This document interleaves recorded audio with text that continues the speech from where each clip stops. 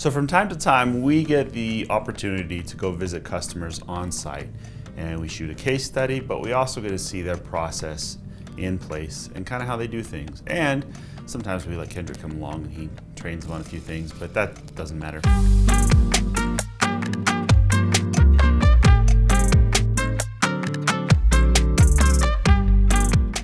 So we had the chance to go to a company called Rescue 42. They're located out in Chico, California.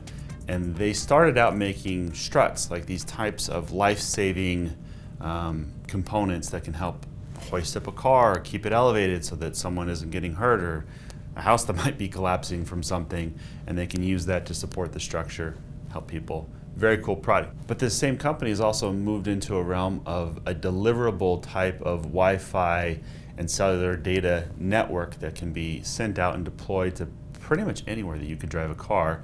And it literally, this unit ties into the back of a hitch of a truck or an SUV, which is awesome. So why are we mentioning this? Well, I think that there's three things I noticed at Rescue 42 that you could implement in your own business. What are they? First, organization.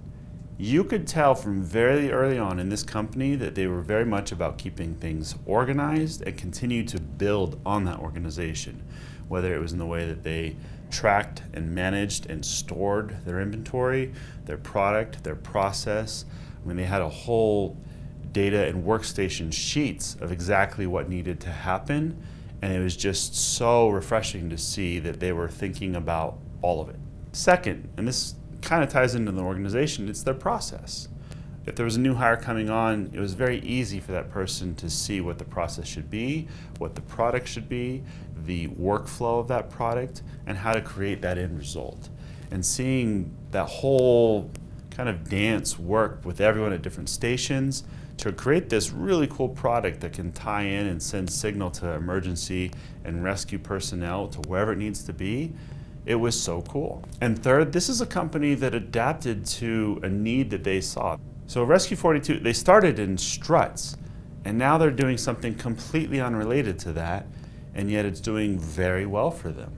And it's a smart move. They saw an opportunity, and they saw the chance for growth and an area that was not being served, and they stepped into it. They still have their strut parts, and they still make fantastic products in that area, but they're also now able to expand their business into another realm.